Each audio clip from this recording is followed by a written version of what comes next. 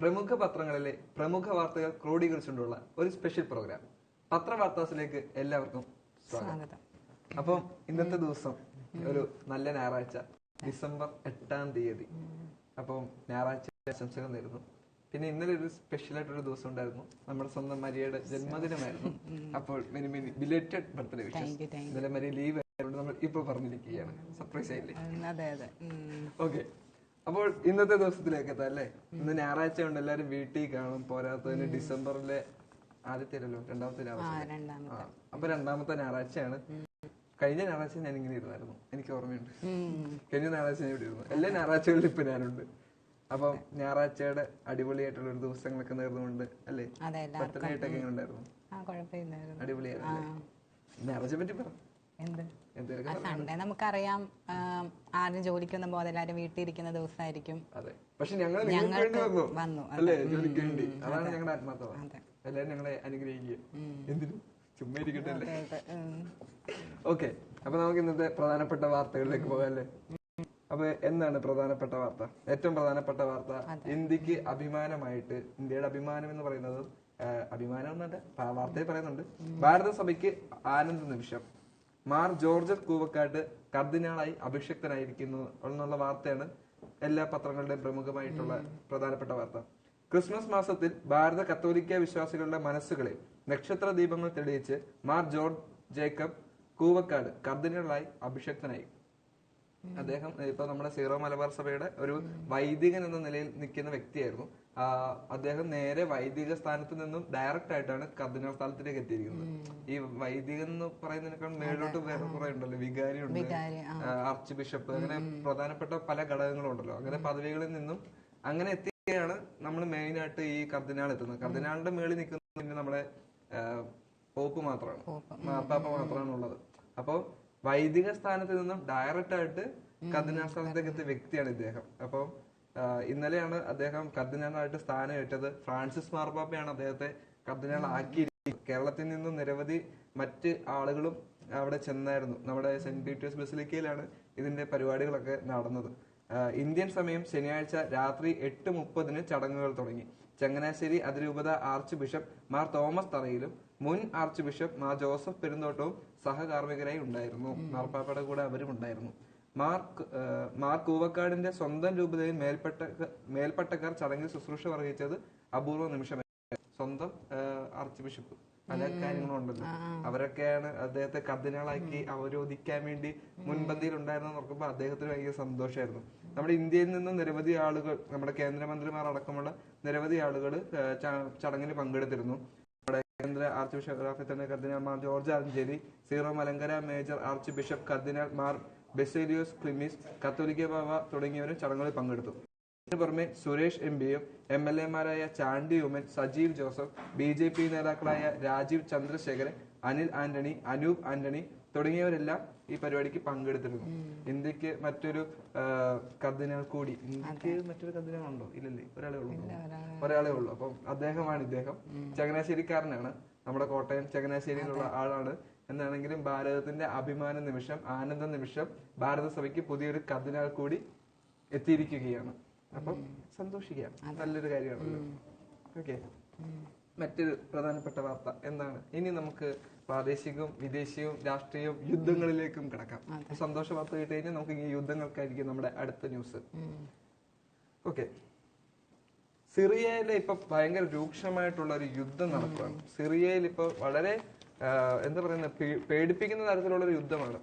ചിലർ പറയുന്നത് പറഞ്ഞാൽ ഇറാൻ ഇസ്രായേൽ യുദ്ധമോ റഷ്യ യുക്രൈൻ യുദ്ധമോ ഒന്നും, സിറിയയിലെ യുദ്ധമാണ് ഇപ്പോൾ ലോകത്തെ ഞെട്ടിപ്പിക്കുന്നത് എന്നുള്ളൊരു വാർത്തയാണ് ഇപ്പോൾ അറിയാൻ സാധിക്കുന്നത്. വളരെ രൂക്ഷമായ, വളരെ അക്രമകരമായ ഒരു യുദ്ധമാണ് ഇപ്പോൾ സിറിയയിൽ അരങ്ങേറുന്നത്. ഇത് 3-ാം ലോക മഹായുദ്ധത്തിന്റെ തുടക്കം എന്നത് സിറിയയിലാണെന്നാണ് വളരെ വലിയ ശാസ്ത്രജ്ഞർ, വിദഗ്ധർ അല്ലെങ്കിൽ സാമൂഹിക നിരീക്ഷകർ പറയപ്പെടുന്നത്. വിമത ഭീകരരുടെ അപ്രതീക്ഷിത ആക്രമണത്തെ തുടർന്ന് വടക്ക് പടിഞ്ഞാറൻ സിറിയയിൽ 3 ലക്ഷത്തോളം പേർക്ക് പലായനം ചെയ്യേണ്ടി വന്നതായി ഐക്യരാഷ്ട്രസഭ പറഞ്ഞു. ഏകദേശം 3 ലക്ഷം ആളുകളാണ് ഇപ്പോൾ സിറിയയിലെ യുദ്ധത്തെ തുടർന്ന് ഓടിപ്പോയിക്കൊണ്ടിരിക്കുന്നത്. വിവിധ രാജ്യങ്ങളിൽ നിന്നും ഓടിപ്പോകുന്നത്, അതായത് വിവിധ രാജ്യങ്ങളിലേക്ക് ഓടിപ്പോകുന്നത് ഏകദേശം 3 ലക്ഷത്തിലധികം ആളുകളാണ്. ഇന്ത്യയിൽ അടക്കമുള്ള ആളുകൾ സിറിയയിൽ വർക്ക് ചെയ്യുന്നുണ്ട്. അപ്പൊ ഇന്ത്യയിൽ നിന്ന് വരെ നമുക്ക് മെസ്സേജുകൾ അയച്ചിട്ടുണ്ടായിരുന്നു. നമ്മുടെ വിദേശകാര്യ വക്താവ് രൺധീർ ജയ്സ്വാള് ഇന്നലെ പറയുകയുണ്ടായി, ഒരു പ്രസ് മീറ്റിൽ പറയുകയുണ്ടായി, സിറിയയിലുള്ള ഇന്ത്യക്കാർ ഉടനെ തന്നെ എത്രയും വേഗം കിട്ടുന്ന ഫ്ലൈറ്റില് ഇന്ത്യയിലേക്ക് മടങ്ങിയെത്തുക, അല്ലെങ്കിൽ ഇനി നിങ്ങൾക്ക് അതിന് പറ്റിയില്ല എന്നുണ്ടെങ്കിൽ സുരക്ഷിതമായ സ്ഥാനത്തേക്ക് ഓടിപ്പൊക്കോളുക എന്ന് വരെ പറയുന്ന ഒരു അവസ്ഥ ഇന്നലെ ഉണ്ടായിട്ടുണ്ടായിരുന്നു. അതായത് ഇതുവരെ ഇസ്രായേൽ ഇറാൻ യുദ്ധം നടന്നു, യുക്രൈൻ റഷ്യ യുദ്ധം നടന്നു. ഈ ഒരു സാഹചര്യത്തിലൊന്നും ഇത്രയും രൂക്ഷമായ അല്ലെങ്കിൽ ഇത്രയും വലിയൊരു കാര്യം നമ്മുടെ ഇന്ത്യയിൽ നിന്നും വന്നിട്ടില്ല. അല്ലെങ്കിൽ ഇങ്ങനെ ഓടിപ്പൊക്കോ ഇല്ലെങ്കിൽ കിട്ടുന്ന ഫ്ലൈറ്റിൽ നേരെ നമ്മുടെ ഇന്ത്യയിലേക്ക് വന്നൊന്നും ഒരു മന്ത്രിയോ അല്ലെങ്കിൽ ഈ ജയ്സ്വാളൊന്നും പറഞ്ഞിട്ടില്ല. അപ്പൊ ഈ സിറിയയിലുള്ള ഒരു യുദ്ധത്തില്, സിറിയയിൽ ഇത്തരത്തിലുള്ള സാഹചര്യം നിലനിൽക്കുന്ന സമയത്ത് അദ്ദേഹത്തിന്റെ വാക്കുകൾ, ആ സ്റ്റേറ്റ്മെന്റ് തന്നെ ആ യുദ്ധത്തിന്റെ ഭീകരത എത്രത്തോളം ഉണ്ടെന്ന് വ്യക്തമാക്കുന്നുണ്ട്. അതായത് കിട്ടുന്ന ഫ്ലൈറ്റ് എത്രയും പെട്ടെന്ന് കിട്ടുന്ന ഫ്ലൈറ്റിൽ നേരെ നിങ്ങൾ ഇന്ത്യയിലേക്ക് എത്തുക.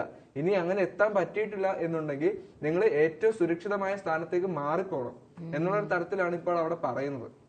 അതുമാത്രമല്ല, അവിടെ ഇപ്പോൾ ഉണ്ടായിരുന്ന 3 ലക്ഷത്തിലധികം ആളുകളാണ് ഒറ്റ ദിവസം കൊണ്ട് പലായനം ചെയ്തത്. ഇന്ത്യക്കാരുൾപ്പെടുന്ന നിരവധി മറ്റ് രാജ്യങ്ങളിലുള്ള, ആ രാജ്യങ്ങളിൽ തന്നെയുള്ള നിരവധി ആളുകൾ വെറും ഒരു ദിവസം കൊണ്ട് പലായനം ചെയ്ത് മറ്റ് രാജ്യങ്ങളിലേക്ക് പോവുകയും ചെയ്തിട്ടുണ്ടെന്നാണ് ഞെട്ടിക്കുന്ന ഒരു വിവരം. അവിടുത്തെ പല രാജ്യങ്ങളും ഭീകരർ പിടിച്ചെടുത്തു. അലോപ്പ, ഹമ, ദൽ അൽസോഹ, ഗുനേത്രെ, ദറ, സുവൈദ നഗരങ്ങൾ പിടിച്ചെടുക്കുകയും ചെയ്തിട്ടുണ്ട്. ഇന്നലെ വരെ ഒരു 3 സ്ഥലങ്ങളാണ് പിടിച്ചെടുത്തത്.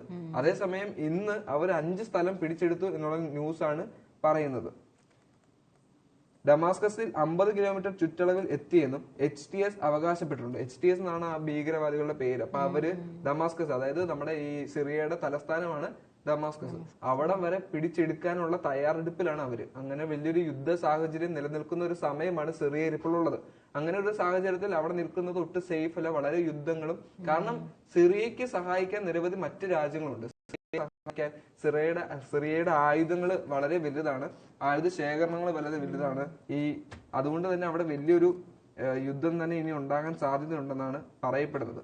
4 വർഷം മുമ്പ് ബഷാർ അൽ അസാദ് സർക്കാർ അടിച്ചമർത്തിയ അൽ ഖയാദ് ബന്ധമുള്ള വിമത ഭീകരരാണ് വീണ്ടും കരുത്താർജിച്ച് കടന്നാക്രമണം ആരംഭിച്ചിരിക്കുന്നത്. സിറിയയിൽ വഷളാകുന്നത് തടയുവാനുള്ള പദ്ധതി രൂപീകരിക്കുന്നതിനായി തുർക്കിയുടെയും റഷ്യയുടെയും ഇറാന്റെയും വിദേശമന്ത്രിമാർ ദോഹയിൽ കൂടിക്കാഴ്ച നടത്തും. അതായത് ഇപ്പോൾ യുദ്ധങ്ങൾ വളരെ ശക്തമായ റഷ്യയുടെയും ഇറാന്റെയും വിദേശമന്ത്രിമാർ ഇനി സിറിയയുടെ യുദ്ധം വഷളാകുന്നത് തടയാൻ വേണ്ടി പരിശ്രമിക്കുമെന്നാണ് പറയുന്നത്. സ്വന്തം രാജ്യത്ത് തന്നെ അവർക്ക് യുദ്ധം അവസാനിപ്പിക്കാൻ പറ്റാത്തൊരു സാഹചര്യത്തിൽ എങ്ങനെയാണ് ഇനി സിറിയയില് കാര്യങ്ങൾ വഷളാക്കാതിരിക്കുന്നതെന്ന് പറയാൻ പറ്റില്ല. കാരണം ഇനി യുദ്ധങ്ങൾ കൂട്ടാനാണോ കുറയ്ക്കാനാണോ ഇനി ഇവരൊക്കെ പരിശ്രമിക്കുന്നതെന്നൊക്കെ ഉള്ളത് കണ്ടു തന്നെ അറിയേണ്ടി വരും, അല്ലേ? എന്താണ് ബാക്കി ഇവിടെ? ഇന്ത്യക്കാരെ ഉടനെ തന്നെ അവിടുന്ന് വിടണമെന്നുള്ളതാണ് വിദേശകാര്യ മന്ത്രാലയം നൽകുന്ന നിർദ്ദേശം. അപ്പൊ എത്രയും പെട്ടെന്ന് കഴിയുന്ന തിരിച്ചു വരിക. കാരണം ആ വാക്കുകൾ തന്നെ നമുക്ക് മനസ്സിലാകും. അതായത് എത്രയും വേഗം കിട്ടുന്ന വണ്ടിക്ക് കയറി വിട്ടോ, മറ്റേ മിന്നൽമൊഴിക്ക് അത് മറ്റേ ചേട്ടൻ ഈ നാട് നശിക്കുമ്പോൾ ഓടി രക്ഷപ്പെട്ടോ എന്നൊക്കെ. അതുപോലെ തന്നെയാണ് അങ്ങനെ ഒരു സ്ഥിതിഗതി ഇപ്പൊ നമ്മുടെ സിറിയയിൽ എത്തിക്കഴിഞ്ഞിരിക്കുന്നു എന്നുള്ളതാണ് ഈ വാർത്തകളെല്ലാം പറയുന്നത്. അതായത് 5 അലോപ്പോ, ഹമ, ഹുംസ് നഗരം അടക്കമുള്ള നിരവധി നഗരങ്ങൾ പിടിച്ചെടുത്തു. ഇനി സിറിയയുടെ തലസ്ഥാനമായ ദമാസ്കസിന്റെ 50 കിലോമീറ്റർ ചുറ്റളവിൽ അവർ എത്തുകയും ചെയ്തു. അതിന് മാത്രമുള്ള ഒരു ശക്തി ഇപ്പൊ ആർജിച്ചിട്ടാണ് ഇപ്പൊ അവിടെ രാജ്യങ്ങളിൽ പിടിച്ചെടുക്കാൻ നിൽക്കുന്നത്.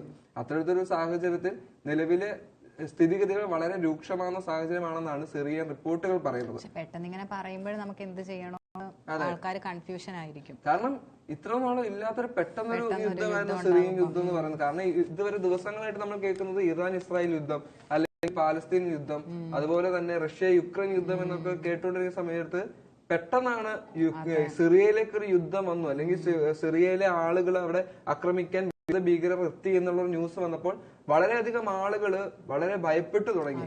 പെട്ടെന്നുള്ള ഒരു യുദ്ധം. അത് മാത്രമല്ല, ദിവസങ്ങൾ കൊണ്ടാണ് അവർ ഇത്രയും നഗരങ്ങൾ പിടിച്ചടക്കിയത്. അവിടുത്തെ സ്ത്രീകൾ, കുട്ടികൾ, അവിടെ നടക്കുന്ന പല കാര്യങ്ങളും നമ്മൾ സത്യം പറഞ്ഞാൽ ഇപ്പോഴും അറിയുന്നില്ല. കാരണം യുദ്ധങ്ങൾ നടന്നാൽ ഭീകരർ അവർ എന്തൊക്കെ ചെയ്യുന്നുണ്ടെന്നുള്ളതൊന്നും നമുക്ക് വ്യക്തമായിട്ട് കണ്ടുപിടിക്കാൻ പറ്റില്ല. അവിടുത്തെ മാധ്യമപ്രവർത്തകർ, പോലീസുകൾ, പട്ടാളം, സർക്കാർ ഭരണകൂടം അടക്കം നിശബ്ദരാകുന്ന ഒരു സാഹചര്യം നിലനിൽക്കുന്ന സമയമാണിത്. അതുകൊണ്ട് തന്നെ അവിടെ എന്തൊക്കെ ഇനി നടക്കും എന്നുള്ളത് നമുക്കിപ്പോഴും അറിയാൻ പറ്റില്ല. അതൊന്നും മാറിക്കഴിഞ്ഞാൽ, യുദ്ധത്തിന്റെ ഭീകരമായ ഒരു അന്തരീക്ഷം മാറിക്കഴിഞ്ഞാൽ മാത്രമേ ഇനി അവിടെ എന്താണ് നടക്കുന്നത് എന്നുള്ളത് നമുക്ക് കാണാൻ സാധിക്കുകയുള്ളൂ. അത്തരത്തിലുള്ള രൂക്ഷമായ ഒരു സാഹചര്യം അവിടെ ഇപ്പോഴും നിലനിൽക്കുകയാണ്. യഥാർത്ഥത്തിൽ അല്ലെ. സിറിയയിലെ യുദ്ധം വീണ്ടും ലോകത്തിനെ എങ്ങനെ അഫക്ട് ചെയ്യും എന്നുള്ളത് നമുക്ക് കണ്ടു തന്നെ അറിയണം. എന്താണെങ്കിലും യുദ്ധങ്ങളെല്ലാം പെട്ടെന്ന് അവസാനിച്ച് സമാധാനപരമായ ഒരു പാതയിലേക്ക് എത്തുമെന്ന് തന്നെ നമുക്ക് പ്രതീക്ഷിക്കാം. അല്ലെങ്കിൽ പിന്നെ നമ്മുടെ ലോകത്തിന്റെ സ്ഥിതി തന്നെ സർക്കാർ തന്നെ അതിന് എത്രയും പെട്ടെന്ന് ഒരു നടപടി എടുക്കട്ടെ. ഇത്രയും രൂക്ഷമായിട്ടൊരു യുദ്ധമാണ് നടക്കുന്നത്. അപ്പൊ എന്താണെങ്കിലും മൂന്നാം ലോക യുദ്ധത്തിലോട്ട് പോകുമെന്നും പറയുന്നുണ്ട്. അപ്പൊ അതിന് എത്രയും പെട്ടെന്ന് ഒരു നടപടി എടുക്കട്ടെ എന്ന് നമുക്ക് പ്രതീക്ഷിക്കാം. തീർച്ചയായിട്ടും. അടുത്ത മറ്റൊരു പ്രധാനപ്പെട്ട വാർത്തകളാണ് ഗ്രാമങ്ങളും ഇനി സ്മാർട്ട് ആകും. നമ്മുടെ ഇന്ത്യയിൽ ഇപ്പോൾ ഉള്ള ഒരു ആരോപണമാണ് ഗ്രാമങ്ങൾ എപ്പോഴും ഗ്രാമങ്ങളായിട്ട് തന്നെ നിലനിൽക്കുന്നു എന്നുള്ളത്. സത്യം പറഞ്ഞാൽ ഗ്രാമങ്ങൾ എപ്പോഴും ഗ്രാമങ്ങളായിട്ട് നിലനിൽക്കുന്നില്ല നല്ലത്. അത് ശരി, എന്നാലേ ഉള്ളൂ അതിന്റേതായ ഒരു തനിമ, നമ്മുടെ ഒരു സംസ്കാരം, ചില നൊസ്റ്റാൾജിയ സാധനങ്ങളൊക്കെ ഗ്രാമങ്ങളിൽ പോകുമ്പോൾ. പക്ഷെ അവർക്ക് അല്ലാതെ കുറെ ബുദ്ധിമുട്ടുകളുണ്ട്. ഇതിന്റെ പ്രത്യേകത അറിയാം. ഇപ്പൊ നമ്മൾ പറഞ്ഞതിന്റെ സാധനം എന്താന്ന് വെച്ച് കഴിഞ്ഞാൽ നമുക്ക് ആവശ്യമുള്ള ഫെസിലിറ്റീസ് നമുക്ക് കിട്ടുന്നുണ്ട്. അതുകൊണ്ടാണ് നമുക്ക് ഗ്രാമങ്ങൾ തന്നെ നിൽക്കട്ടെ എന്ന് പറയാൻ തോന്നുന്നത്. ഗ്രാമങ്ങളിലുള്ളവർക്ക് പല ബുദ്ധിമുട്ടുകളും ഉണ്ട്, ഗ്രാമങ്ങളിൽ പല പ്രശ്നങ്ങളുണ്ട്, അവർക്ക് ഈ ഡിജിറ്റൽ സിസ്റ്റത്തിന്റെ പ്രശ്നങ്ങളുണ്ട്, അങ്ങനത്തെ പല ബുദ്ധിമുട്ടുണ്ട്. അതുകൊണ്ട് അവർക്ക് അങ്ങനെ പറയാൻ പറ്റില്ല. കാരണം അവർക്ക് ഇച്ചിരി കൂടെ ഫെസിലിറ്റീസ് അങ്ങോട്ട് എത്തണം, ആക്സസിബിലിറ്റി വളരെ കൂടുതലായിട്ട് വേണം. അതുകൊണ്ട് തന്നെ നമ്മുടെ ആ സർക്കാർ അത് മനസ്സിലാക്കി. നമുക്കിപ്പോഴും നൊസ്റ്റാൾജിയ വേണം. നമ്മുടെ നഗരങ്ങളിൽ ഇരുന്ന് നമ്മുടെ സൗകര്യങ്ങളിൽ ഇരുന്ന് നമ്മൾ ഇതൊക്കെ പറയും. നമുക്കത് കിട്ടാത്തവർക്ക് അതിന് ബുദ്ധിമുട്ടുണ്ട്. അതാണ്. അപ്പം അതിനുവേണ്ടിയുള്ള കുറച്ച് പരിപാടികളാണ് ഇനി സർക്കാർ തുടങ്ങുന്നത്. സ്മാർട്ട് പഞ്ചായത്തുകളിലേക്കും ഉദ്ഘാടനം ജനുവരി 1-ന്. പുതുതായി 5 സേവനങ്ങൾ വരുന്നുണ്ട്. വിവിധ സർട്ടിഫിക്കറ്റുകൾക്കും മറ്റ് സേവനങ്ങൾക്കുമായി ഇനി ഗ്രാമങ്ങളിലുള്ളവർക്ക് സർക്കാർ ഓഫീസ് കയറി ഇറങ്ങേണ്ടി വരില്ല. വീട്ടിലിരുന്ന് തന്നെ തദ്ദേശ സ്ഥാപനങ്ങളിലെ മുഴുവൻ സേവനങ്ങളും വിരൽത്തുമ്പിൽ ലഭ്യമാക്കുന്നതിനുള്ള പദ്ധതികൾ പഞ്ചായത്തുകളിലേക്കും വ്യാപിക്കുന്നുണ്ട്. കോർപ്പറേഷനിലും മുനിസിപ്പാലിറ്റിയിലും നടപ്പാക്കിയ LDF സർക്കാരിന്റെ അഭിമാന പദ്ധതിയായ സ്മാർട്ട് 2025 ജനുവരി 1 മുതൽ ത്രിതല പഞ്ചായത്തുകളിലെത്തും. കരകുളം ഗ്രാമപഞ്ചായത്തിലും നെടുമങ്ങാട് ബ്ലോക്ക് പഞ്ചായത്തിലും തിരുവനന്തപുരം ജില്ലാ പഞ്ചായത്തിലുമാണ് പൈലറ്റ് പദ്ധതി നടപ്പിലാക്കാൻ പോകുന്നത്. സ്മാർട്ടിന്റെ പുതിയ സേവനങ്ങൾ ഏതൊക്കെയാണെന്ന് പരിശോധിക്കുകയാണെങ്കിൽ തൊഴിൽ നികുതി അടയ്ക്കാം. നല്ല തീരുമാനം. നികുതി എങ്ങനെ അടയ്ക്കാം? നിങ്ങൾക്ക് സിമ്പിൾ ആയിട്ട് വീട്ടിലിരുന്ന് നികുതി അടയ്ക്കാനുള്ള ഒരു പദ്ധതിയാണ് നടത്തുന്നത്. കാശ് ഖജനാവിലേക്ക് എത്താനുള്ള പുതിയ മാർഗം. അതായത് പൈസ നിങ്ങൾ കൃത്യമായിട്ട് അടയ്ക്കാൻ നിങ്ങൾക്ക് ഇനി ഫോണിലൂടെ അടയ്ക്കാം. അടുത്തത് പാരാമെഡിക്കൽ വിദ്യാഭ്യാസ രജിസ്ട്രേഷൻ. പാരാമെഡിക്കലിൽ ഇഷ്ടംപോലെ വിദ്യാർത്ഥികൾ പോകേണ്ട, അത് നല്ലൊരു കാര്യമാണ്. എന്താണെങ്കിലും വിദ്യാർത്ഥികളുടെ വിദ്യാഭ്യാസത്തിന് വേണ്ടി നിങ്ങൾക്ക് സ്മാർട്ട് സേവനങ്ങൾ ഉപയോഗപ്പെടുത്താം. വാടക ലീസ് തുക അടയ്ക്കാം. അടുത്ത നല്ലൊരു സേവനമാണ്. സർക്കാരിലേക്ക് കാശ് എത്തിക്കാനുള്ള എല്ലാ പദ്ധതികളും ഈ സ്മാർട്ട് വഴി ഉടനെ എത്തിക്കാമെന്നുള്ളതാണ് ഇതിന്റെ പ്രധാനപ്പെട്ട ഒരു കാര്യങ്ങൾ. വാടക ലൈസൻസ് തുക അടയ്ക്കാം. മറ്റൊരെണ്ണമാണ് വളർത്തുമൃഗങ്ങളുടെ ലൈസൻസ് എടുക്കാം. അത് ഈ ഗ്രാമപ്രദേശത്തുള്ളവർക്ക് നല്ലൊരു കാര്യം തന്നെയാണ് കേട്ടോ. കാരണം വളർത്തുമൃഗങ്ങള്, കൃഷി, അങ്ങനെയുള്ള കാര്യങ്ങൾ ചെയ്യുന്നവരായിരിക്കും അവര്. അപ്പൊ അതിനുവേണ്ടിയുള്ള കാര്യങ്ങൾ നിങ്ങൾക്ക് സെറ്റായിട്ട് ചെയ്യാം. അടുത്തത് പെൻഷൻ വിവരങ്ങൾ അറിയാം. ഈ ഒരു 5 കാര്യങ്ങളാണ് ഏറ്റവും പുതിയ സേവനങ്ങളായിട്ട് പറയുന്നത്. പഴയ സേവനങ്ങൾ ഓൾറെഡി ഉണ്ട്, നമുക്ക് കിട്ടുന്നതായിട്ടുള്ള എല്ലാ സേവനങ്ങളും ഉണ്ട്. ഇത് പുതിയ സേവനങ്ങളാണ്. എനിക്ക് ഈ 2 കാര്യങ്ങൾ ഭയങ്കരമായിട്ട് ഇഷ്ടപ്പെട്ടു. തൊഴിൽ നികുതി അടയ്ക്കാം. അതായത് ഗ്രാമങ്ങളിൽ വലിയ വലിയ ബിസിനസ് ചെയ്യുന്നവരോ അല്ലെങ്കിൽ വലിയ കാശ് മേടിക്കുന്നവരോ അതിന്റെ ഇത്ര പെർസെന്റേജ് ആയിട്ടുള്ള നിങ്ങളുടെ നികുതി നിങ്ങൾ കൃത്യമായിട്ട് അടയ്ക്കാൻ വേണ്ടിയുള്ള ഒരു സേവനം സർക്കാർ നിങ്ങൾക്ക് ഒരുക്കിയിട്ടുണ്ട്. അതുപോലെ തന്നെ നിങ്ങളുടെ വാടക ലീസ് അതെല്ലാം നിങ്ങൾക്ക് കൃത്യമായിട്ട് അടയ്ക്കാനുള്ള ഒരു സേവനവും കൃത്യമായിട്ട് തന്നെ തന്നിട്ടുണ്ട്. അതായത് സർക്കാരിനോട്ടുള്ള കാശ് എത്തിക്കാനുള്ള എല്ലാ സംവിധാനവും ഈ ഒരു സേവനത്തിലൂടെ ലഭിക്കുന്നുണ്ട്. അത് നല്ല കാര്യമായിട്ട് എടുക്കുക കേട്ടോ. ഞാൻ മോശമായിട്ട് പറഞ്ഞതല്ല. അല്ലേ? നല്ല കാര്യം. കാരണം നമ്മളിപ്പം വാടക അങ്ങനെയൊക്കെ കൊടുക്കുമ്പോഴേ ഒരുപാട് ബുദ്ധിമുട്ടായിരിക്കും. കാരണം അവിടെ പോയി ഓഫീസിൽ പോയി നിന്ന് കുറെ ടൈം ഒക്കെ എടുക്കുമല്ലോ. അപ്പൊ അത് ഫോണിൽ കൂടെ ചെയ്യുമ്പോ നല്ലൊരു കാര്യമാണ്. എന്നാലും ഇങ്ങോട്ടേക്ക് എത്തുന്ന പെൻഷന്റെ വിവരം മാത്രമേ പെൻഷനും കൂടെ കൊടുക്കാനുള്ള ഒരു മര്യാദ കാണിക്കണം സർക്കാർ. പെൻഷൻ വിവരം അറിയാം, ഇന്ന് കിട്ടില്ല മെസ്സേജ് നോട്ടിഫിക്കേഷൻ. പ്രായമായവരാണ്, അവർക്ക് ഫോൺ ഉപയോഗിക്കാൻ അറിയണമെന്ന് നമുക്കില്ല. അത് തീർച്ചയായും. പക്ഷെ മറ്റേ ഇതിലുണ്ടല്ലോ, മറ്റേ ഈ കൃഷിക്കാർക്കും പെൻഷനുണ്ട്, സഹായങ്ങളുണ്ട്. എന്താണെങ്കിലും തന്നെ പെൻഷൻ കിട്ടില്ല, ഈ മാസം പെൻഷൻ ഇല്ല എന്ന് പറയുന്നതായിരിക്കും. പെൻഷൻ വിവരങ്ങൾ അറിയാം, അത്രേ ഉള്ളൂ. പെൻഷൻ ഈ മാസം ഇല്ല, 2 മാസം കഴിഞ്ഞിട്ട് വരാനൊക്കെ. അതാണ് വിവരം അറിയാം എന്നതുകൊണ്ട് ഉദ്ദേശിക്കുന്നതെന്ന് തോന്നുന്നു. അങ്ങനെ അല്ലെങ്കിൽ നല്ല കാര്യം അല്ലേ? കൃത്യമായിട്ട് എല്ലാ തുകയും എത്തട്ടെ. ഞങ്ങൾ മാത്രം അങ്ങോട്ട് അയക്കാതെ ഇങ്ങോട്ടുള്ളതും കൃത്യമായിട്ട് എത്തുകയാണെങ്കിൽ അത്രയും നല്ലത്. അതല്ലേ എല്ലാത്തിനും നല്ലത്. അങ്ങനെ ഒരു സമയത്ത് തന്നെയാണ് ഇനി അടുത്ത ന്യൂസും പറയുന്നത്. കൃത്യമായിട്ട് അങ്ങോട്ട് മാത്രമല്ല ഇങ്ങോട്ടും വരണം, കണക്കില്ലേ എന്നുള്ളതാണ് ഹൈക്കോടതി ഇപ്പോൾ ചോദിക്കുന്നത്. എന്തിനാണ് കണക്ക് വേണ്ടത്? വയനാട് ദുരന്ത പ്രതികരണ നിധിയിലേക്ക് കൃത്യമായ കണക്കുകൾ സമർപ്പിക്കാത്തതിനെ രൂക്ഷമായി വിമർശിച്ച് കോടതി രംഗത്ത് വന്നിട്ടുണ്ട്.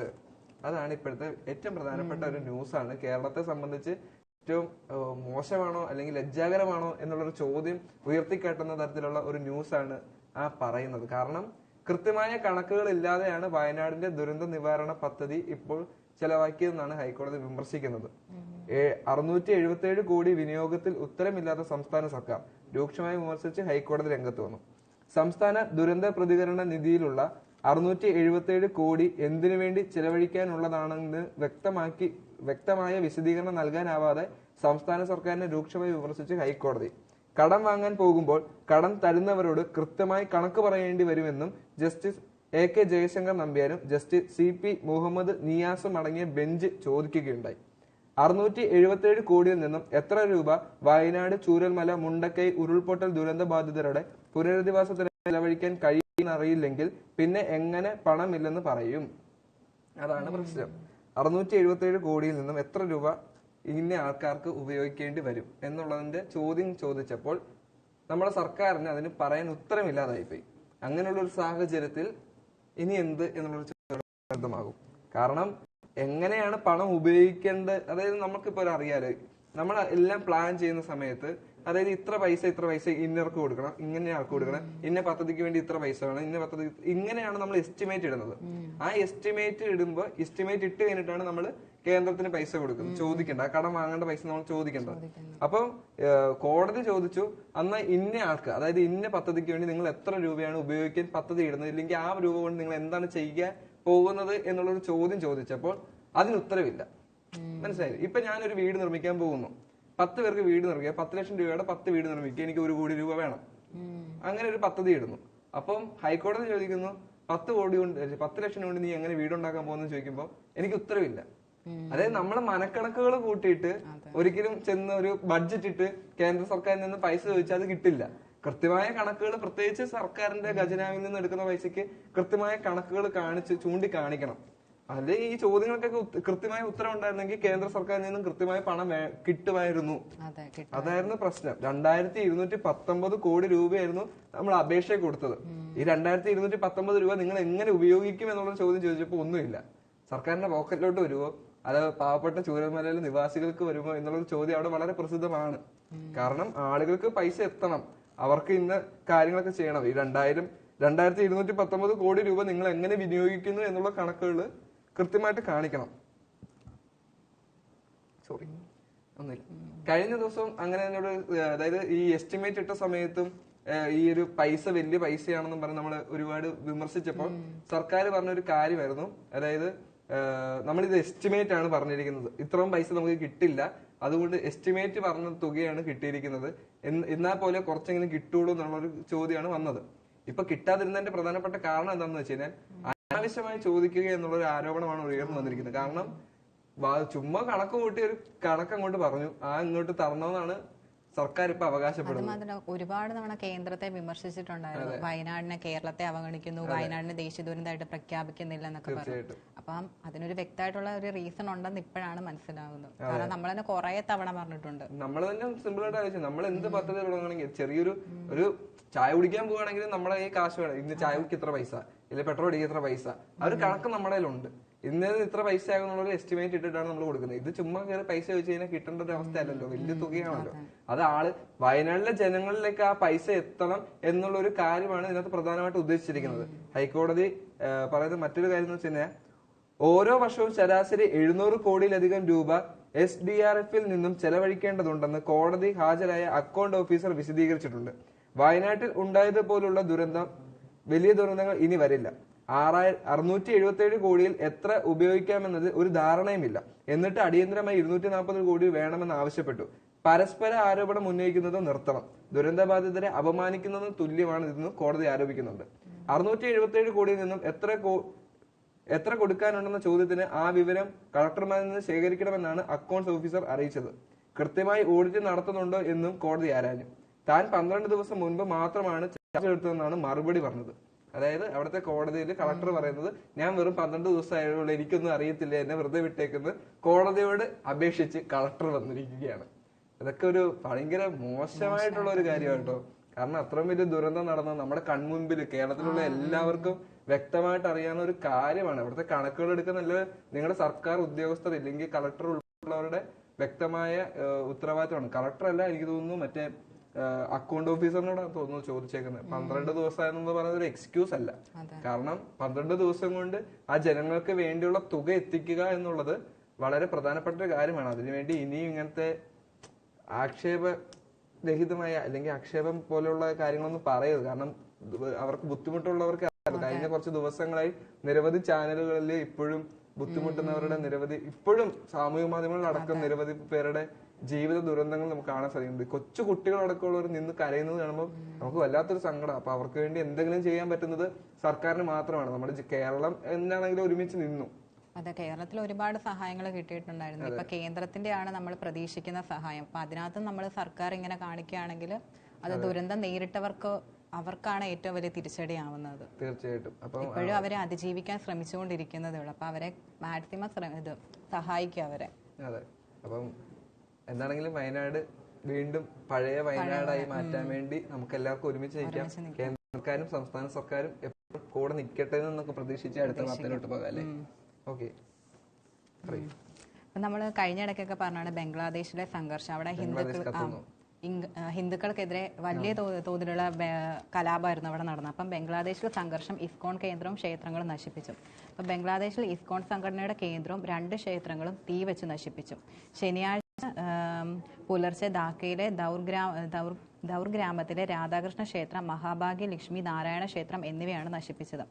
ഇസ്കോണിന്റെ നാംഘട്ട സെന്ററും കത്തിച്ചു. കുറ്റവാളികളെ പിടികൂടാൻ തിരച്ചിൽ തുടങ്ങിയെന്ന് പോലീസ് അറിയിക്കുകയും ചെയ്തു. ക്ഷേത്രത്തിലെ വിഗ്രഹത്തിന് കേടുപാടുകൾ സംഭവിച്ചതായി ബംഗ്ലാദേശ് ഇസ്കോൺ ജനറൽ സെക്രട്ടറി ചാരു ചന്ദ്രദാസ് ബ്രഹ്മചാരി അറിയിച്ചു. അപ്പം വീണ്ടും അവിടെ ഹിന്ദുക്കൾക്ക് എതിരെയുള്ള കലാപം വീണ്ടും രൂക്ഷമായിക്കൊണ്ടിരിക്കുകയാണ്. ഇപ്പം ഇസ്കോൺ സംഘടനയുടെ കേന്ദ്രവും 2 ക്ഷേത്രങ്ങളുമാണ് ബംഗ്ലാദേശിൽ ഇപ്പം തീ വെച്ച് നശിപ്പിച്ചിരിക്കുന്നത്. അതേസമയം ഇത് ഇസ്കോൺ നേതാവ് ചിന്മയ് കൃഷ്ണദാസിനെ മോചിപ്പിക്കണമെന്ന് ആവശ്യപ്പെട്ടുകൊണ്ട് വിവിധ ഹിന്ദു സംഘടനകൾ, പശ്ചിമ ബംഗാൾ BJP നേതൃത്വവും കൊൽക്കത്തയിൽ പ്രതിഷേധവും സംഘടിപ്പിച്ചിട്ടുണ്ട്. നമ്മുടെ ഇന്ത്യയിലടക്കം ഇപ്പോൾ അതിന്റെ ആഫ്റ്റർ എഫക്ട് നടക്കുകയാണ്. കൊൽക്കത്തയിൽ ഇപ്പോൾ വളരെ വലിയൊരു പ്രസ്ഥാനം അല്ലെങ്കിൽ മോചിപ്പിക്കണമെന്ന് ആവശ്യപ്പെട്ടുകൊണ്ട് ബംഗ്ലാദേശിൽ അറസ്റ്റിലായ ചിന്മയ് കൃഷ്ണദാസിനെ മോചിപ്പിക്കണമെന്ന് ആവശ്യപ്പെട്ടുകൊണ്ട് നമ്മുടെ കൊൽക്കത്തയിൽ BJP നേതൃത്വം പ്രക്ഷോഭം നടത്തുകയാണ്. ചരക്ക് നീക്കം തടഞ്ഞ് ബംഗ്ലാദേശിന് മേൽ സാമ്പത്തിക ഉപരോധം ഏർപ്പെടുത്തണമെന്ന് പ്രതിപക്ഷ നേതാവ് സുവേന്ദു അധികാരി ഉൾപ്പെടെയുള്ളവർ ആഹ്വാനം ചെയ്തിട്ടുണ്ട്. അതായത് ബംഗ്ലാദേശുമായിട്ടുള്ള ഇപ്പോഴത്തെ നയതന്ത്രങ്ങളും ചരക്ക് കയറ്റ നിയമ ഭേദഗതികളും ഇല്ലാതാക്കുകയും അല്ലെങ്കിൽ അത് തടഞ്ഞു വെച്ച് ചിന്മയ് കൃഷ്ണദാസിനെ മോചിപ്പിക്കേണ്ട ഒരു ആവശ്യമാണ് ഇപ്പോൾ ഉന്നയിക്കുന്നത്. അല്ലെങ്കിൽ ഇപ്പം ബംഗ്ലാദേശും ഇന്ത്യയും തമ്മിലുള്ള ഒരു യുദ്ധത്തിനുള്ള ഒരു തയ്യാറെടുപ്പിലാണെന്ന് വരെയുള്ള ഒരു ചോദ്യം ഉയർന്നു വരുന്ന ഒരു സാഹചര്യം നിലനിൽക്കുകയാണ്. ഇന്ത്യയിൽ ഇപ്പോൾ വളരെയധികമായിട്ട് രൂക്ഷമാകുന്ന ഒരു സാഹചര്യമാണ്. മുസ്ലിം തീവ്രവാദം അല്ലെങ്കിൽ ബംഗ്ലാദേശിൽ ഹിന്ദു തീവ്രവാദം നടക്കുന്നു, ഇന്ത്യയിൽ മുസ്ലിം തീവ്രവാദം നടക്കുന്നു. ആ ഒരു മതവർഗീയത ഭയങ്കരമായിട്ട് ആളിക്കത്തുന്ന ഒരു സാഹചര്യമാണ് 2 രാജ്യങ്ങളിൽ ഇപ്പൊ നിലനിൽക്കുന്നത്. അതുകൊണ്ട് തന്നെ അതിനൊരു തടസ്സം അല്ലെങ്കിൽ അതിനൊരു അറുതി വരുത്തേണ്ട ഉത്തരവാദിത്വം 2 ഭരണകർത്താക്കൾക്കും അല്ലെങ്കിൽ ഭരണ സംവിധാനങ്ങൾക്കും ഉണ്ട്. അത് എത്രയും പെട്ടെന്ന് നടപ്പിലാക്കുക എന്നുള്ളതാണ്. കാരണം ഈ ചിന്മയ് കൃഷ്ണദാസിനെ അറസ്റ്റ് ചെയ്യുന്നത് രാജ്യദ്രോഹ കുറ്റം ചുമത്തിയിട്ടാണ്. അങ്ങനെ ഒരു സമയത്ത് ഇവിടെ ഇന്ത്യയിൽ അതിന്റെ ആഫ്റ്റർ എഫക്ട് എന്ന് പറയുന്നത് വളരെ വലിയതായിരിക്കാം. ഇന്ത്യ പറയുകയും ചെയ്തിട്ടുണ്ട് ബംഗ്ലാദേശിലെ ഹിന്ദുക്കൾക്കെതിരെയുള്ള ആക്രമണം അവസാനിപ്പിക്കണം. പക്ഷെ അതും അവർ മൈൻഡ് ചെയ്യുന്നില്ല. അപ്പം എന്തായാലും ഇന്ത്യയും ബംഗ്ലാദേശും തമ്മിലുള്ള ബന്ധം എന്താണെങ്കിലും വലിയ രീതിയിൽ പ്രക്ഷോഭങ്ങളിലേക്ക് എത്തുന്ന ഒരു സാഹചര്യമുണ്ട്. അത് മാറ്റുമെന്ന് തന്നെ അല്ലെങ്കിൽ അത് മാറുമെന്ന് നമുക്ക് പ്രതീക്ഷിക്കാം. എന്നാണെങ്കിലും മറ്റൊരു പ്രധാനപ്പെട്ട വാർത്തയാണ് ഡിസംബർ 21 ലോക ധ്യാന ദിനമായി പ്രഖ്യാപിച്ച് UN ഇപ്പോൾ രംഗത്ത് വന്നിട്ടുണ്ട്. PSC പഠിക്കുന്നവരൊക്കെ നോട്ട് ചെയ്ത് വെച്ചോ. ഡിസംബർ 21 ലോക ധ്യാന ദിനമാണ്. ഡിസംബർ 21 ലോക ധ്യാന ദിനമായി പ്രഖ്യാപിച്ച് UN ജനറൽ അസംബ്ലി. 193 അംഗ UN ജനറൽ അസംബ്ലിയിൽ വെള്ളിയാഴ്ച നടന്ന ലോക ധ്യാന ദിനം എന്ന പ്രമേയം ഏകകണ്ഠീയമായി അംഗീകരിക്കുന്നതിന് നേതൃത്വം നൽകിയ ലിച്ചൻസ്റ്റീൻ, ശ്രീലങ്ക, നേപ്പാൾ, മെക്സിക്കോ, ആൻഡോറോ എന്നീ രാജ്യങ്ങളുടെ ഗ്രൂപ്പിൽ ഇന്ത്യയും അംഗമായിരുന്നു. പ്രമേയം രാജ്യത്തിന്റെ ആഴത്തിലുള്ള സാംസ്കാരികതയും ആത്മീയതയും പൈതൃകത്തെയും പ്രതിഫലിപ്പിക്കുന്നുവെന്ന് ഇന്ത്യൻ പ്രതിനിധി പർവതനേനി ഹാരിഷ് പറഞ്ഞു. നല്ല പേര്, സോറി കേട്ടോ, തെറ്റുണ്ട്, തിരുത്താം. ഓക്കെ. 2014 ജൂൺ 21 അന്താരാഷ്ട്ര യോഗാ ദിനമായി പ്രഖ്യാപിക്കുന്നതിൽ ഇന്ത്യ മുൻകൈ എടുത്തിരുന്നു. അപ്പൊ അന്താരാഷ്ട്ര യോഗാ ദിനം എന്നാ? ജൂൺ 21. ഓക്കെ. അതനുസരിച്ചുകൊണ്ട് ഒരു ശതാബ്ദത്തിനുള്ളിൽ ലോകമെമ്പാടുമുള്ള സാധാരണക്കാരെ യോഗ പരിശീലിപ്പിക്കുന്നതിനും അത് അവരുടെ ദിനചര്യത്തിന്റെ ഭാഗമാക്കുന്നതിനും ഇടയാക്കിയ ഒരു ആഗോള പ്രസ്ഥാനമാണ് മാറിയെന്നും കൂട്ടിച്ചേർത്തിരുന്നു. ജൂൺ 21 ആഘോഷിക്കുന്ന അന്താരാഷ്ട്ര യോഗാ ദിനത്തിന് കൃത്യം 6 മാസത്തിന് ശേഷമാണ് ധ്യാന ദിനവും വരുന്നത്. അപ്പൊ യോഗാ ദിനം, അതായത് 2014 അത് വലിയ സംഭവമായിരുന്നു കേട്ടോ. ബോധി വന്നിട്ട് യോഗാ ദിനം ആചരിക്കുന്ന കാര്യവും സ്കൂളുകളിൽ എല്ലാവരും യോഗ ചെയ്യണമെന്നുള്ളൊരു കാര്യമൊക്കെ നിലവിൽ വന്നിരുന്നു. അപ്പം കറക്റ്റ് 6 മാസത്തിന് ശേഷം ധ്യാന ദിനവും വന്നിരിക്കുകയാണ്. ഈ ധ്യാനവും യോഗയും മനുഷ്യന് വളരെ അത്യാവശ്യമാണ്. കുറച്ച് സമാധാനപരമായിട്ടിരിക്കാൻ ഇത് രണ്ടും നിങ്ങളെ സഹായിക്കുമെന്നാണ് വിദഗ്ധർ പറയുന്നത്. യോഗ ചെയ്യാറുണ്ടോ? ധ്യാനം ചെയ്യാറുണ്ടോ? ഞാനും ചെയ്യാറില്ല. അതുകൊണ്ട് ഞങ്ങൾക്ക് സമാധാനമില്ല. അപ്പം അത് ചെയ്ത് നിങ്ങൾക്ക് സമാധാനം കിട്ടുമെന്നാണ് പറയുന്നത്. സത്യമാണ്. കാരണം സൈക്കോളജി ഒരുപാട് പേര് ചെയ്യുന്നുണ്ട്. അതെ അതെ. കുറെ ബോഡി ഫിറ്റ്നസ് ചെയ്യാൻ വേണ്ടി യോഗ ചെയ്യുന്നവരുണ്ട്. അങ്ങനെ മാത്രമല്ല, ഫ്ലെക്സിബിലിറ്റിക്കൊക്കെ യോഗ ഭയങ്കര നല്ലതാണെന്ന് പറയുന്നത്. അങ്ങനെയുള്ളവർക്ക് നല്ല ആരോഗ്യം, ശരീരം, സൗന്ദര്യം എല്ലാം കിട്ടും. എന്റെ സൗന്ദര്യത്തിന്റെ രഹസ്യം മറ്റു പലതും. അത് പറയാൻ പറ്റത്തില്ല. അതെ അതെ അതെ, ഞാൻ യോഗ ചെയ്യാറുണ്ട്. ഓക്കെ, അപ്പൊ നമുക്ക് അടുത്ത വാർത്തയിലേക്ക് പോകാം അല്ലേ? അടുത്തത് നമ്മൾ സിറിയയിലെ യുദ്ധം പറഞ്ഞു, പിന്നെ ബംഗ്ലാദേശിലെ കലാപം പറഞ്ഞു. അടുത്ത ഗാസയിൽ ഇസ്രായേൽ ആക്രമണം തുടരുന്നു. ഇപ്പം മധ്യ ഗാസയിൽ ന്യൂസൈറത്ത് അഭയാർത്ഥി ക്യാമ്പിൽ ഇസ്രായേൽ നടത്തിയ ആക്രമണത്തിൽ 6 കുട്ടികൾ ഉൾപ്പെടെ 26 പേർ കൊല്ലപ്പെട്ടു. വടക്കൻ ഗാസയിലെ ബെയ്ത്ലാഹിയിൽ ഇന്തോനേഷ്യൻ ആശുപത്രിയിലും ആക്രമണമുണ്ടായി. ഇപ്പൊ ആശുപത്രിയിൽ വരെയാണ് ആക്രമണം നടത്തി. ഇപ്പം യുദ്ധങ്ങളാണ് വർഷങ്ങളായിട്ട് നമ്മൾ കേട്ടുകൊണ്ടിരുന്നത്. അതിന് ഇപ്പോഴും ഒരു അറുതിയില്ല. കാരണം പുതിയ പുതിയ യുദ്ധങ്ങൾ വന്നപ്പോ ഗാസ താന്നു പോയെന്ന് അതെ, പക്ഷെ അവിടെ നിരന്തരമായിട്ട് ആക്രമണം നടക്കുന്നുണ്ട്. അതാണ് ഞാൻ പറഞ്ഞത്, താന്നു പോയെന്ന് പറഞ്ഞു കഴിഞ്ഞാൽ അവിടുത്തെ ആക്രമണങ്ങൾ ഇപ്പൊ നമ്മൾ അറിയുന്നില്ല. കാരണം അവിടുത്തെ സ്ഥിരമാകുന്നു. അതായത് നമ്മൾ എല്ലാ ദിവസവും ചോറ് കഴിക്കുന്നു, അതുകൊണ്ട് ആരും വലിയായിട്ട് മൈൻഡ് ചെയ്യുന്നില്ല. ബിരിയാണി കിട്ടുമ്പോൾ നമുക്കൊരു സന്തോഷം കിട്ടും. അതുപോലെ തന്നെ ഗാസയിലെ എല്ലാ യുദ്ധം നമ്മൾ സ്ഥിരമായിട്ട് കേൾക്കുന്നുണ്ടെങ്കിൽ നമുക്ക് അതിന് വിലയില്ല. സിറിയ പുതിയ യുദ്ധം തുടങ്ങി, അപ്പൊ എല്ലാവരും കൂടെ അതിനെ പൊക്കി എടുത്തോണ്ട് പോയി. അങ്ങനെ ഒരു സാഹചര്യമാണ് ഇപ്പൊ നിലനിൽക്കുന്നത്. അപ്പൊ ഗാസയിലെ യുദ്ധം ഇപ്പം ശക്തമാവുകയാണ്. അഭയാർത്ഥി ക്യാമ്പിലാണ് ആക്രമണം നടത്തിയത്. 6 കുട്ടികൾ ഉൾപ്പെടെ 26 പേര് കൊല്ലപ്പെട്ടു. എന്തൊരു നീചമായ പ്രവൃത്തിയല്ലേ? അതായത് ഓടി രക്ഷപ്പെടാൻ ശ്രമിക്കുന്നവരെ തന്നെ ആക്രമിക്കുന്ന തരത്തിലുള്ള സാഹചര്യം. കുട്ടികളെയൊക്കെ കൊല്ലുമ്പോൾ അവരുടെ മനസ്സൊന്ന് ഓർത്തു നോക്കണം, എന്ത് ക്രൂരായിട്ടുള്ള മനസ്സാണെന്ന്. കുട്ടികളെ കൊല്ലുന്നു പറഞ്ഞു കഴിഞ്ഞാൽ ഭയങ്കര, ഒന്നും അറിയാത്ത ആൾക്കാരെയാണ് കൊല്ലുന്നത്. യുദ്ധം നടത്തുന്നവനും നടത്തിപ്പിക്കുന്നവനും പ്രശ്നമില്ല. അതെ, ഒന്നും ഈ അഭയാർത്ഥി ക്യാമ്പിലൊക്കെ അവൻ എത്രമാത്രം പേടിച്ചിട്ടായിരിക്കും കഴിയുന്നത് തന്നെ. അപ്പൊ അവിടെയും ചെന്നിട്ട് അവർക്ക് സമാധാനം കൊടുക്കുന്നില്ല. തീർച്ചയായിട്ടും അത് ഭയങ്കരമായിട്ട് പ്രശ്നമാണ്. അത് കുട്ടികളെ പോലും ഇത്തരത്തിൽ വെറുതെ വിടാത്തത് വേദനാജനകമായ കാര്യമാണ്. കുട്ടികളുടെ ജീവന് പോലും ഒരു സംരക്ഷണം നൽകാൻ പറ്റാത്തത്, നമ്മൾ നോക്കുകുത്തുകളായിട്ട് നിൽക്കുക എന്നൊക്കെ പറയുമ്പോൾ ഭയങ്കര വിഷമമുള്ളൊരു കാര്യമാണ്. ഇതിനൊക്കെ വീണ്ടും പറഞ്ഞു, സിറിയയുടെ യുദ്ധം പറഞ്ഞ പോലെ വീണ്ടും ഇത്തരത്തിലുള്ള യുദ്ധങ്ങൾ വർദ്ധിച്ചു വരുന്ന സാഹചര്യത്തിൽ മറ്റു രാജ്യങ്ങളിൽ ഈ യുദ്ധം വ്യാപിക്കാനുള്ള സാധ്യതകൾ ഏറെയാണ്. ഞാൻ നേരത്തെ പറഞ്ഞ ബംഗ്ലാദേശി മുസ്ലിം തീവ്രവാദി, ഹിന്ദു തീവ്രവാദികൾ, അല്ലെങ്കിൽ ഇന്ത്യയില് മുസ്ലിം തീവ്രവാദികൾ എന്ന് പറയുന്ന പോലെ മറ്റ് രാജ്യങ്ങൾ തമ്മിലുള്ള യുദ്ധങ്ങൾ ശക്തമാകുന്ന ഒരു സാഹചര്യം വരികയാണ്. അതായത് ഈ യുദ്ധങ്ങൾ ഇനി വലുതാവുകയാണെങ്കിൽ മറ്റ് പല രാജ്യങ്ങളിലേക്കും ഈ യുദ്ധം വർദ്ധിക്കാനുള്ള സാധ്യതകൾ കൂടും.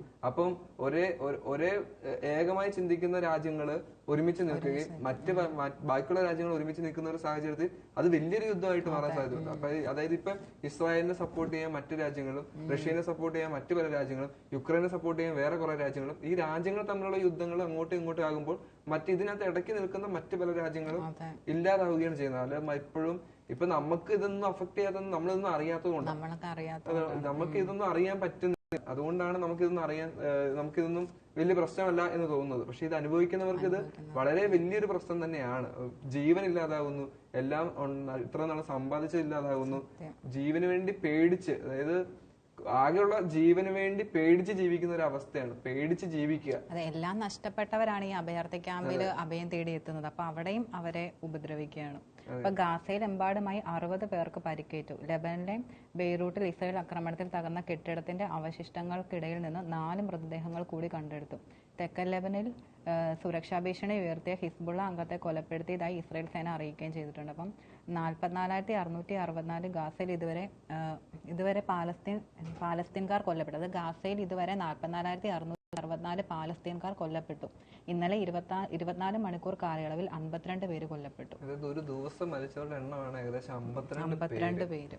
അപ്പൊ ഈ യുദ്ധം ഇങ്ങനെ ഒരു ദിവസം 52 പേരെന്ന് പറയുമ്പോൾ 10 ദിവസം ആകുമ്പോ എത്ര 500 പേര് മരിച്ചു. അപ്പൊ ഇതുവരെ 44,664 പേരാണ് അവിടെ മരിച്ചിട്ടുള്ളത്. അതെ, അങ്ങനെ ഒരു സാഹചര്യത്തിൽ ഇനി മനുഷ്യന്റെ ജീവനൊന്നും ഒരു വിലയില്ല. ഒരു സാഹചര്യം ഇനി നിലനിന്നാൽ ലോകാവസാനം തന്നെയാണ്. അതെ, അവരിപ്പോ മനുഷ്യന് വില കൊടുക്കുന്നില്ലെന്ന് തന്നെ അവരുടെ പ്രവർത്തിയിൽ തന്നെ മനസ്സിലായി. കുട്ടികളെ പോലും വെറുതെ വിടാതെയാണ് കൊല്ലുന്നത്. അതെ, ഇതൊക്കെ ഒന്ന് അറിഞ്ഞു വരുന്നത് 3-ാം ലോക മഹായുദ്ധം. അതെ, അതാണ് അതിനുള്ള തുടക്കം പോലെയാണ്. ഇപ്പൊ ഇത്രയും എത്ര രാജ്യങ്ങളാണ് ഇപ്പൊ യുദ്ധം നടന്നുകൊണ്ടിരിക്കുന്നത്. യുദ്ധങ്ങളെ പറ്റി പറയാനാണെങ്കിൽ ഞങ്ങൾ സ്പെഷ്യൽ ഫീച്ചർ ചെയ്യേണ്ടത് ഈ പത്രവാർത്ത പോരെന്നാണ് എന്റെ ഒരു അഭിപ്രായം. കാരണം നിരവധി രാജ്യങ്ങളാണ് അങ്ങനെ യുദ്ധങ്ങളിലേക്ക് എത്തുന്നത്. അത് എല്ലാവർക്കും സങ്കടമുണ്ട്, വേദനയുണ്ട്. അപ്പൊ ഇത് ഉടനെ തന്നെ അവസാനിക്കാൻ നമുക്ക് പ്രതീക്ഷിക്കാം, അവസാനിപ്പിക്കണമെന്ന് അഭ്യർത്ഥിക്കാം. ഭരണകൂടം തന്നെ ഇതിന് തീർക്കാനായിട്ട് എത്രയും വേഗം ഒരു നടപടി എടുക്കട്ടെ നമുക്ക് പ്രതീക്ഷിക്കാം. അത് തന്നെ ഇന്ത്യയിലടക്കമുള്ള എല്ലാ രാജ്യങ്ങളും യുദ്ധഭീതിയിൽ നിൽക്കുന്ന അവസ്ഥയിൽ നിൽക്കുന്ന എല്ലാ രാജ്യങ്ങളും ഇതിനൊക്കെ ഒരു പരിഹാരം കണ്ടെത്താൻ സാധിക്കുമെന്ന് തന്നെ നമുക്ക് പ്രതീക്ഷിക്കാം. ജനങ്ങളുടെ സുരക്ഷയാണ് രാജ്യത്തിന്റെ ഉത്തരവാദിത്തം, പ്രധാനപ്പെട്ട ഉത്തരവാദിത്തം. അപ്പൊ അതെന്താണേലും ഭരണകൂടം അവര് ശ്രദ്ധിക്കുക. അടുത്താണ് ഇതിന് യുദ്ധത്തിന്റെ മറ്റൊരു ഭീകരാവസ്ഥയാണ്. ഇറാന്റെ ഉപഗ്രഹ വിക്ഷേപണം വിജയം കണ്ടിരിക്കുകയാണ്. ഇറാനും യുദ്ധത്തിന്റെ ഭാഗമാണ്. ആ ഒരു സാഹചര്യത്തില് ബാലിസ്റ്റിക് മിസൈലുകൾ വികസിപ്പിക്കുകയാണെന്ന വിമർശനങ്ങൾക്കും ഉപരോധങ്ങൾക്കും ഇടയിൽ ബഹിരാകാശ പദ്ധതികൾക്ക് ഊർജിതമാക്കി ഇറാൻ രംഗത്ത് വന്നിട്ടുണ്ട്. അതായത് യുദ്ധങ്ങൾക്കിടയിലും വികസനത്തിന് വേണ്ടി പരിശ്രമിക്കുന്ന ഒരു രാജ്യമാണ് ഇറാൻ എന്നാണ് ഇപ്പോൾ വ്യക്തമാക്കുന്നത്. ബഹിരാകാശത്തിന്റെ പുതിയ പഠനങ്ങളെ പറ്റി അറിയുന്നതിന് വേണ്ടി അതായത് ഇറാൻ ഉപഗ്രഹ വിക്ഷേപണം നടത്തി. ആ വിക്ഷേപണം വളരെ സക്സസ് ആയെന്നാണ് ഇറാൻ ഇപ്പൊ പറയുന്നത്. സൊംന പ്രവിശ്യയിലുള്ള ഇമാം ഖുമൈനി ബഹിരാകാശ വിക്ഷേപണ ടെർമിനലിൽ നിന്നായിരുന്നു വിക്ഷേപണം നടത്തിയത്. ഉപഗ്രഹം 410 കിലോമീറ്റർ അകലെയുള്ള ഉപഗ്രഹം 410 കിലോമീറ്റർ അകലെയുള്ള ഭ്രമണപഥത്തിൽ എത്തിയതായി ഇറാന്റെ ബഹിരാകാശ ഗവേഷണ കേന്ദ്രം അറിയിക്കുകയും ചെയ്തു. ഫക്-1 ചെറു ഉപഗ്രഹത്തിന് ഗവേഷണത്തിനുള്ള പെലോഡിപ്പനുമാണ് സമാൻ 1 ഉപഗ്രഹം വിക്ഷേപിച്ചിരിക്കുന്നത്.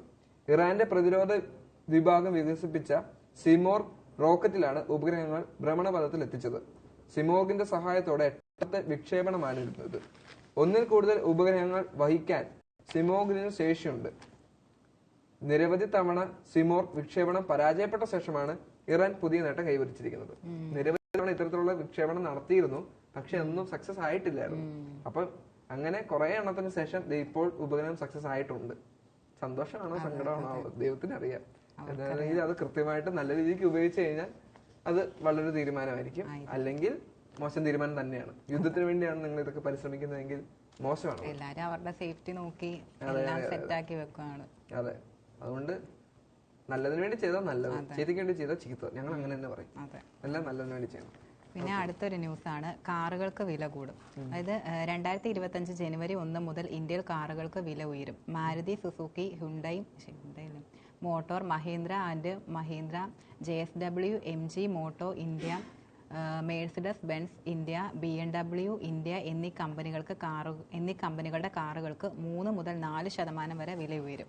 അപ്പം അസംസ്കൃത വസ്തുക്കളുടെ വിലവർധന, ചരക്കു ഗതാഗതവുമായി ബന്ധപ്പെട്ട ഉയർന്ന ചെലവുകൾ, പ്രവർത്തന ചെലവുകൾ, പ്രതികൂലമായ എക്സ്ചേഞ്ച് റേറ്റുകൾ എന്നീ ഘടകങ്ങൾ വില കൂട്ടാൻ കമ്പനികളെ പ്രേരിപ്പിച്ചത്. അപ്പോൾ അസംസ്കൃത വസ്തുക്കളുടെ വിലവർധനയും ചരക്കു ഗതാഗതവുമായി ബന്ധപ്പെട്ട ഉയർന്ന ചെലവുകളും പ്രവർത്തന ചെലവുകൾ, പ്രതികൂലമായ എക്സ്ചേഞ്ച് റേറ്റുകൾ എന്നിവയൊക്കെയാണ് ഇതിനകത്ത് മെയിനായിട്ടും വില വർദ്ധിക്കാനായിട്ടുള്ള കാരണമായത്. അപ്പോൾ ഹ്യുണ്ടായി മോട്ടോർ ഇന്ത്യ വില വർദ്ധിപ്പിക്കാൻ തീരുമാനിച്ചതിന് പിന്നാലെയായിരുന്നു മറ്റ് വാഹനങ്ങളും നിർമ്മാണത്തിന്റെ വില കൂട്ടുന്നതായി പ്രഖ്യാപിച്ചത്. അപ്പോൾ ഹ്യുണ്ടായിയുടെ വാഹനങ്ങൾക്ക് ജനുവരി മുതൽ 25,000 രൂപ വരെ വില വർദ്ധിക്കും. മാരുതി മോഡലുകൾക്ക് 4%, Mahindra and Mahindra, MG motor എന്നിവയുടെ മോഡലുകൾക്ക് 3% വില വർദ്ധിക്കുന്നത്. അപ്പോൾ ആഡംബരക്കാർ നിർമ്മാതാക്കളായ ഓഡി, മേഴ്സിഡസ് ബെൻസ്, BMW എന്നിവയും തങ്ങളുടെ എല്ലാ മോഡലുകൾക്ക് 3% വരെ വില ഉയർത്തുമെന്നാണ് പറയുന്നത്.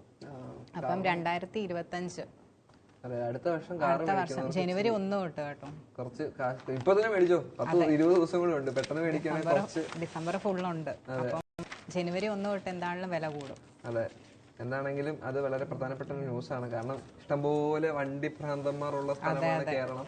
അപ്പൊ നിങ്ങൾ ഇഷ്ടപ്പെട്ട വണ്ടികൾ ഈ മേടിച്ചു കഴിഞ്ഞാൽ കുറച്ച് ഇളവിൽ കിട്ടും, അല്ലെങ്കിൽ കുറച്ച് കാശ് കൂടുതൽ കൊടുക്കില്ലേ? പക്ഷെ എത്ര കാശ് കൂടിയാലും ഇഷ്ടപ്പെട്ട വണ്ടി മേടിക്കുമ്പോ ആരും നോക്കത്തൊന്നുമില്ല. വളരെ സന്തോഷകരമായ ഒരു കാര്യം. പിന്നെ വേറൊരു ന്യൂസാണ്, BJP ആരോപണം നിഷേധിച്ച US എംബസി. പ്രധാനമന്ത്രി നരേന്ദ്രമോദി, വ്യവസായി ഗൗതം അദാനി എന്നിവർക്കെതിരായ ആരോപണങ്ങൾ വാർത്തകൾക്കും പിന്നിൽ US പങ്കുണ്ടെന്ന BJPയുടെ ആരോപണങ്ങൾക്കെതിരെ ഡൽഹിയിലെ US എംബസി. ആരോപണങ്ങൾ നിരാശാജനകമാണെന്ന് പ്രതികരിച്ച US എംബസി വക്താവ് ഇവ നിഷേധിക്കുകയും ചെയ്തു. അദാനിക്കെതിരെ അന്വേഷണാത്മകമായ റിപ്പോർട്ടുകൾ പ്രസിദ്ധീകരിച്ച organised crime and corruption reporting പ്രോജക്റ്റിന് US സർക്കാരിന്റെ അമേരിക്കൻ ശതകോടീശ്വരന്മാർ ജോർജ് സൊറോസിന്റെയും ഫണ്ടിംഗ് ലഭിക്കുന്നുണ്ടെന്ന് ഫ്രഞ്ച് മാധ്യമമായ മീഡിയ പട്ട് നേരത്തെ റിപ്പോർട്ട് ചെയ്തിരുന്നു. ഈ ലേഖനം ഉദ്ധരിച്ച് BJP MP നിഷികാന്ത് ദുബൈ വിഷയം പാർലമെന്റിൽ ഉയർത്തിയിരുന്നു. BJPയുടെ സമൂഹമാധ്യമ പേജിന് സമാനമായ ആരോപണങ്ങൾ ഉയർന്നതിന് പിന്നാലെയാണ് US എംബസിയുടെ പ്രതികരണം. അപ്പൊ പ്രധാനമന്ത്രി ദിവസമായിട്ടുള്ള പ്രശ്നമാണ് അദാനി മോദി തമ്മിലുള്ള ബന്ധങ്ങൾ വളരെ അദാനിക്കെതിരെ കള്ളക്കേസുണ്ട്, നിരവധി കള്ളക്കേസുകൾ നടക്കുന്നു എന്നുള്ളതെല്ലാം പ്രധാനപ്പെട്ട ഒരു വാർത്തയായിരുന്നു. അതിനെല്ലാം വിമർശിച്ചുകൊണ്ട് ഇപ്പൊ BJP തന്നെ രംഗത്ത് വന്നപ്പോൾ അതിനെല്ലാം എതിർത്തുകൊണ്ട് അമേരിക്കൻ US എംബസിയും ഇപ്പോൾ രംഗത്ത് വന്നിരിക്കുകയാണ്. പ്രതിപക്ഷ നേതാക്കളടക്കം വലിയ പ്രക്ഷോഭങ്ങൾ ഇതിനെതിരെ നടത്തിയിരുന്നു. അതായത് അദാനി കള്ളനാണെന്നുള്ള രീതിയിലുള്ള കാര്യങ്ങളൊക്കെ സംസാരിച്ചിരുന്നു. അതിനെല്ലാം പ്രതിഷേധിച്ചുകൊണ്ട് BJP രംഗത്ത് വരുന്നു. അതിനുശേഷം ഇപ്പൊ എംബസി രംഗത്ത് വരുന്നു. ഇതിന്റെയൊക്കെ സത്യാവസ്ഥ എന്താണെന്നുള്ളത് മനസ്സിലാകാതെ നമ്മൾ ഇവിടെ നിന്ന് സംസാരിക്കുകയും ചെയ്യുന്നു.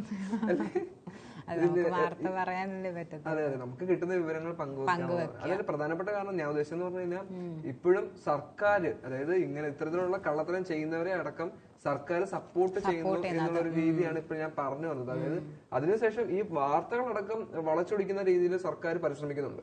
വാർത്തകളെ അടക്കം വളച്ചൊടിക്കാൻ സർക്കാർ പരിശ്രമിക്കുകയാണ്. അതുകൊണ്ട് ജനങ്ങളിലേക്ക് കൃത്യമായ വിവരങ്ങൾ എത്തുന്നില്ലാത്തൊരു സാഹചര്യമാണ് ഇപ്പോൾ ഇന്ത്യയിൽ നിലനിൽക്കുന്നത്. കൃത്യമായ വിവരങ്ങൾ, എന്തിനാണ് അവിടെ പ്രശ്നങ്ങൾ ഉണ്ടാകുന്നത്, എന്തിനാണ് പ്രശ്നങ്ങൾ ഉണ്ടാക്കിയത് എന്നുള്ള കൃത്യമായ വിവരങ്ങൾ സർക്കാർ പോയി മറച്ചു വെച്ചാണ് ഇപ്പോൾ സംസാരിച്ചുകൊണ്ടിരിക്കുന്നത്. അപ്പൊ അങ്ങനെയുള്ള സാഹചര്യത്തില് ഇതൊക്കെ വളരെ വളരെ മോശമായ ഒരു കാര്യമായിട്ടാണ് എനിക്ക് ഇത് ന്യൂസ് വന്നപ്പോ തന്നെ അദാനിയും മോദിയും തമ്മിൽ സൗഹൃദമാണ്, അതുപോലെ ട്രംപ് അധികാരത്തിൽ വന്ന അദാനിക്കെതിരെ കേസ് എടുക്കത്തില്ല, അങ്ങനെ പല വാർത്തകളും വരുന്നുണ്ടായിരുന്നു. അപ്പൊ ഇത്തരത്തിലുള്ള സാഹചര്യം ഇപ്പോഴും നിലനിൽക്കുകയാണെന്നുള്ളതാണ് ഞാൻ പറഞ്ഞു വന്നത്. മറ്റൊരു പ്രധാന ന്യൂസാണ്, ജയന്തി കൊലക്കേസിൽ ഭർത്താവിന് തൂക്കുമരം ലഭിച്ചിരിക്കുകയാണ്. കേരളക്കരയിൽ ഒന്നാകെ ഞെട്ടിപ്പിച്ചിരുന്ന ഒരു ന്യൂസായിരുന്നു ജയന്തി കൊലക്കേസ്. ഭാര്യയെ അതിക്രൂരമായി കൊലപ്പെടുത്തിയ കേസിൽ പ്രതിക്ക് മാവേലിക്കര കോടതി വധശിക്ഷ വിധിച്ചിരിക്കുകയാണ്. വള്ളികുന്നം 3-ാം വാർഡ് രമേശ് കൃഷ്ണ ഭവനത്തിൽ ജയന്തിയെ തലക്കടിച്ചും ശിരസ് അറുത്തു മാറ്റിയുമാണ് കൊലപ്പെടുത്തിയത്. അതായത് കഴുത്ത് വെട്ടിയെടുത്തു, അങ്ങനെ കൊലപ്പെടുത്തി. 35 വയസ്സുള്ള സമയത്തായിരുന്നു ജയന്തി മരിച്ചത്. മാന്നാർ ആലുമൂട്ടിൽ താമരപ്പള്ളി വീട്ടിൽ കുട്ടിക്കൃഷ്ണനെയാണ് ഇപ്പോൾ പ്രതിയായിട്ട് കണ്ടിരിക്കുന്നത്. ഓക്കെ, 2 പതിറ്റാണ്ട് മുമ്പ് നടന്ന സംഭവത്തിലാണ് അഡീഷണൽ ജില്ലാ സെക്ഷൻ കോടതി 2 പതിറ്റാണ്ട് 20 വർഷം മുമ്പ്. അയ്യോ, ഞാൻ ജനിക്കുന്നതിന് മുമ്പ്. അല്ലല്ല, ഞങ്ങൾ ജനിച്ച് ഏർലി, ഞങ്ങൾ 4 വർഷം. ഓക്കെ, 4 വയസ്സുള്ളപ്പോ നടന്നതാണ്. അതുകൊണ്ട് ഞങ്ങൾക്ക് അറിയത്തില്ല ഇതിന്റെ വലിയ ഡീറ്റെയിൽസ് അല്ലേ. ഇപ്പോഴാണ് ഞങ്ങൾ ഇത് മനസ്സിലാക്കുന്നത്, ക്ഷമിക്കുക. പക്ഷെ ഞങ്ങൾക്ക് മനസ്സിലായി, ഇപ്പൊ വായിച്ചപ്പോ മനസ്സിലായി. കഴിഞ്ഞിട്ടാണ് അതിന്റെ ഇത് വരുന്നത്. അതെ, 20 വർഷമൊക്കെ ഇതൊക്കെ ഇങ്ങനെ നിലനിൽക്കുക. അതാണ് പല കേസുകളും ഇങ്ങനെയാണ് തള്ളി ഇങ്ങനെ പൊക്കോണ്ടിരിക്കുന്നത്. 2004 ഏപ്രിൽ 2-ന് പകൽ 3:30-ഓടെയായിരുന്നു കേസിനാസ്പദമായ സംഭവം നടന്നത്. സംശയരോഗിയായ കുട്ടിക്കൃഷ്ണൻ ജയന്തിയെ വീട്ടിൽ വെച്ച് കറിക്കത്തി, ഉളി, ചുറ്റിക, ഹാക്ലോ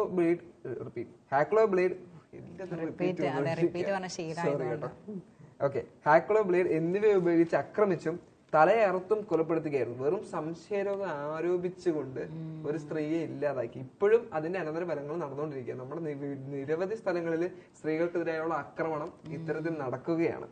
അങ്ങനെ കഴുത്ത് അറുത്തു മാറ്റി, കത്തി കൊണ്ട് ശിരസ് അറുത്തു മാറ്റി, തലയ്ക്ക് പിന്നിലെ പ്രധാന രക്തധമനി ഉളി കൊണ്ട് മുറിച്ചെടുത്തു. ശിരസ് ജയന്തിയുടെ വയറിന് മുകളിൽ വെച്ച് പുതപ്പിച്ച് മറച്ചു. സംഭവത്തിന് ദൃക്സാക്ഷിയായ 1 വയസ്സും 2 മാസവും പ്രായമുണ്ടായിരുന്ന പെൺകുഞ്ഞുമായി അടുത്ത ദിവസം രാവിലെ പോലീസ് സ്റ്റേഷനിലെത്തി കുറ്റം അറിയിക്കുകയും ചെയ്തു. അന്തസ്സായിട്ട് ഞാൻ കൊന്നു എന്ന് പറയുകയും ചെയ്തു. മാനസികാവസ്ഥ വളരെ മോശമാണ്.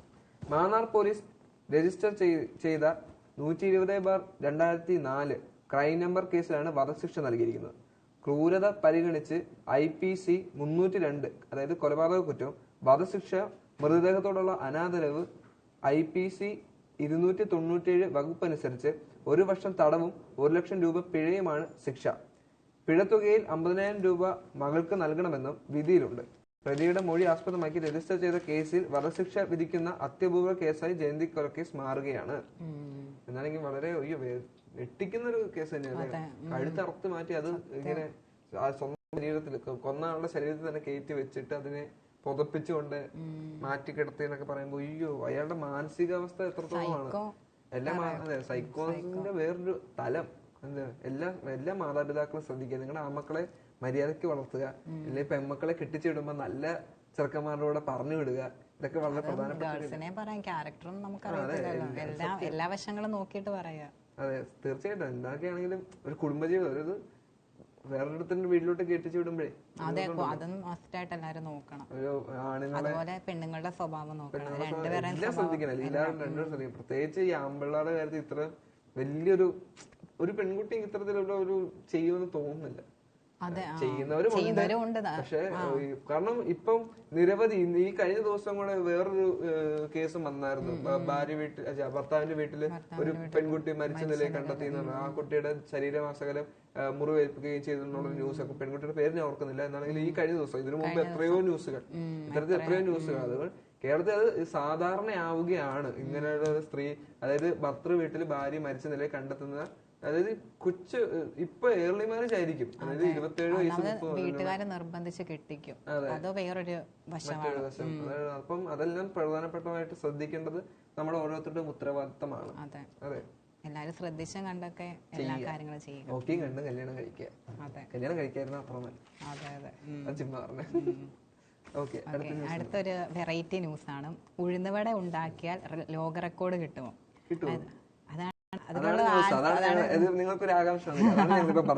അതെ അതെ, വടത്തീറ്റയില് റെക്കോർഡിന് ശ്രമിച്ചതായി കേട്ടിട്ടുണ്ട്. അതായത് നമ്മൾ വട ഒക്കെ കഴിച്ചിട്ട് റെക്കോർഡ് എടുക്കാനായിട്ട് ശ്രമിച്ചിട്ടുണ്ട്.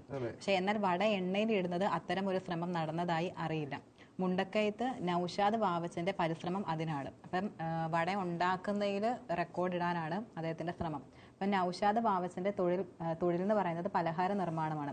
മുണ്ടക്കയത്തെ സ്വന്തം സ്ഥാപനത്തിൽ രാവിലെ മുതൽ ചെറുകടികൾ തയ്യാറാക്കും. ബോണ്ട, പഴംപൊരി, ഉള്ളിവട, സുഖിയൻ, നെയ്യപ്പം, പരിപ്പട, ഉഴുന്നുവട എല്ലാം ഉണ്ടാക്കും. എല്ലാ പലഹാരം, അതെ അതെ, എല്ലാം ഉണ്ടാക്കും.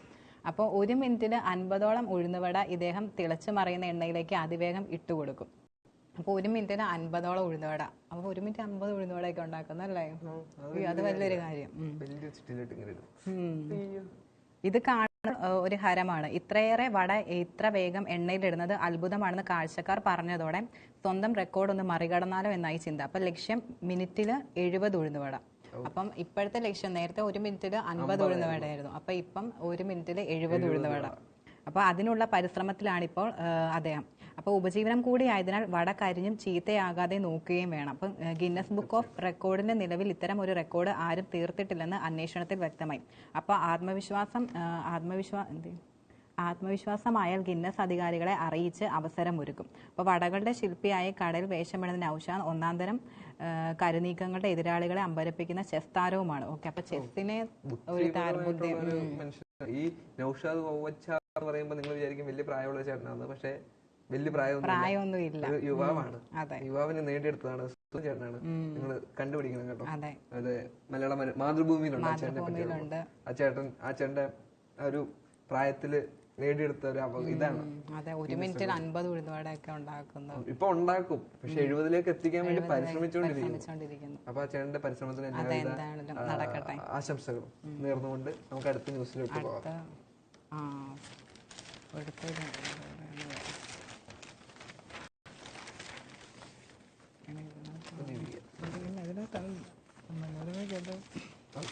മറ്റൊരു പ്രധാനപ്പെട്ട ന്യൂസാണ്. പ്രധാനപ്പെട്ട ന്യൂസ് നിങ്ങൾക്ക് വേണ്ടി ഞങ്ങൾ നേരത്തെ അടയാളപ്പെടുത്തിയിട്ടുണ്ട്, കണ്ടുപിടിച്ചു. അപ്പൊ കോട്ടയത്തിന്റെ ഫോട്ടോ എടുക്കാം, സമ്മാനം നേടാം. അപ്പൊ മനോരമയും ഓൾ കേരള ഫോട്ടോഫേഴ്സ് അസോസിയേഷനും ചേർന്നൊരുക്കുന്ന ഫോട്ടോഗ്രാഫി മത്സരം. അപ്പം ഓൾ കേരള ഫോട്ടോഗ്രാഫ് അസോസിയേഷനും മലയാള മനോരമയും ചേർന്ന് ഫോട്ടോഗ്രാഫി മത്സരം നടത്തുന്നു. ഞാൻ കണ്ട കോട്ടയം എന്നതാണ് മത്സര വിഷയം. ഓക്കെ, അപ്പം ഞാൻ കണ്ട കോട്ടയം. നിങ്ങള് ഇത് ഇഷ്ടം പോലെ ആളുകളുണ്ട്, നമ്മുടെ ഫോട്ടോഗ്രാഫി പാഷനായിട്ട് ചെയ്യുന്ന ഇഷ്ടം പോലെ ആൾക്കാര്. ഇപ്പൊ ആരെങ്കിലും അവിടെ പോയാൽ അപ്പൊ ഫോണിൽ ഒരു ക്ലിക്ക് എടുക്കുക, ചിലപ്പോ നമ്മൾ പോലും പ്രതീക്ഷിക്കാത്ത ഒരു ഭംഗി ആ ഫോട്ടോയ്ക്ക് കിട്ടും. അപ്പൊ നിങ്ങൾ കണ്ടിട്ടുള്ള കോട്ടയത്തുള്ള നിരവധി സ്ഥലങ്ങളുണ്ട്. ആ ഏതെങ്കിലും സ്ഥലത്ത് പോയി നല്ലൊരു ഫോട്ടോ എടുക്കുക, കോമ്പറ്റീഷനിൽ പങ്കെടുക്കുക, അപ്പൊ നല്ലൊരു സമ്മാനവും നിങ്ങൾക്ക് കിട്ടും. സമ്മാനം, ഒന്നാം സമ്മാനം എന്ന് പറയുന്നത് 5000 രൂപ, രണ്ടാം രൂപ, മൂന്നാം സമ്മാനം 2000 രൂപ. അതെ, 5000, 3000, 2000. ഈ നിങ്ങൾക്ക് സമ്മാനം കിട്ടിക്കഴിഞ്ഞാൽ പകുതി ഷെയർ എനിക്ക് തരണം. നിങ്ങൾ നല്ല ഫോട്ടോ എടുത്ത് എഡിറ്റ് ചെയ്ത് അയച്ചു കൊടുക്കണം. കാരണം ഞങ്ങളുടെ ക്യാമറയുടെ പുറകിൽ വരെ വലിയ വലിയ കരങ്ങളുണ്ട്, ഫോട്ടോയുടെ സ്കില്ലായിട്ടുള്ള കരങ്ങളുള്ള ആളുകളാണ് അവിടെ ഇരിക്കുന്നത്, എഡിറ്റ് ചെയ്ത സിംഹങ്ങൾ. അതെ, ഞങ്ങളുടെ ഇവിടെ തന്നെ ഉണ്ട് ഇഷ്ടംപോലെ നല്ല ക്യാമറ ചെയ്ത് ഫോട്ടോ എടുത്ത് വിടുന്നവർ. അവരുടെയൊക്കെ ഫോട്ടോയ്ക്കൊക്കെ എന്നെ ഫാൻസ് ആണെന്നറിയോ.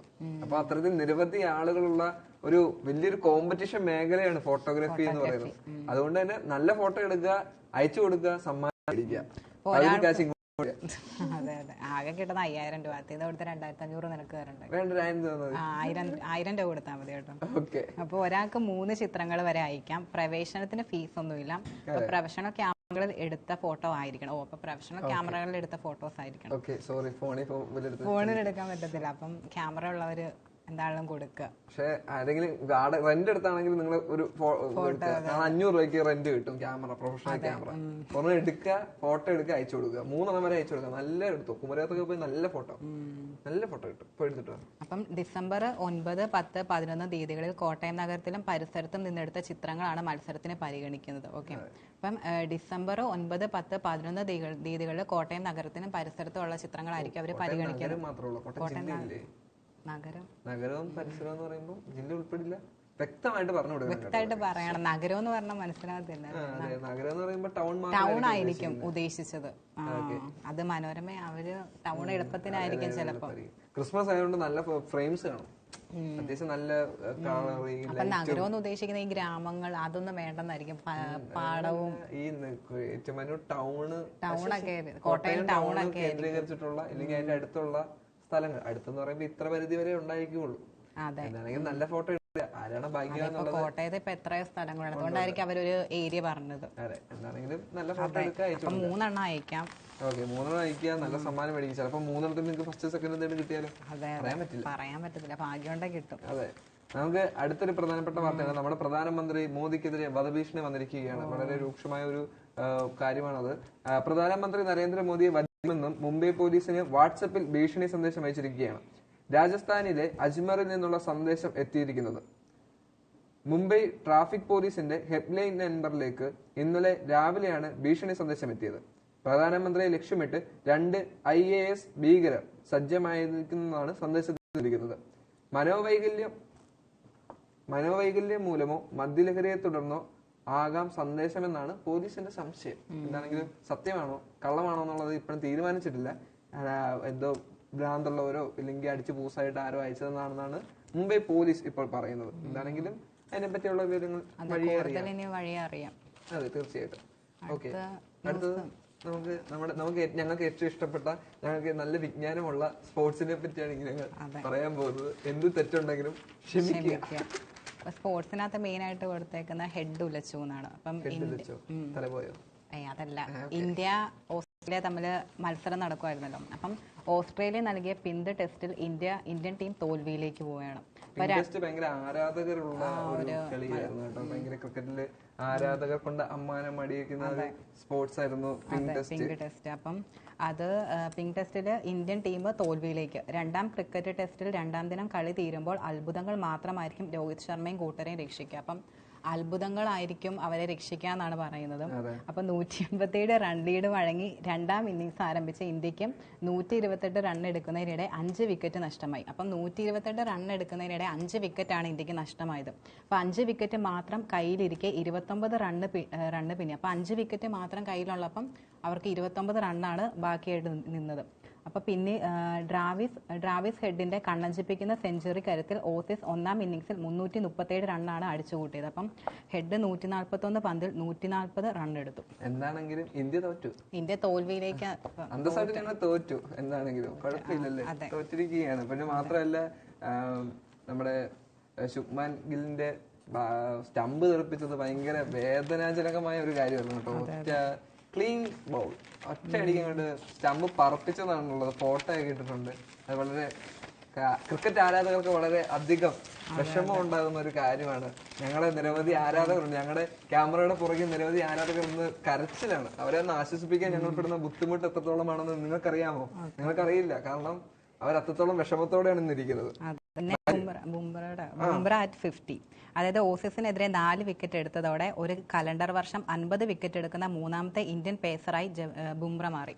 അതായത് ഒരു കലണ്ടർ വർഷം 50 വിക്കറ്റ് എടുക്കുന്ന മൂന്നാമത്തെ ഇന്ത്യൻ പേസറായിട്ട് ബുംറ മാറിയിരിക്കുകയാണ്.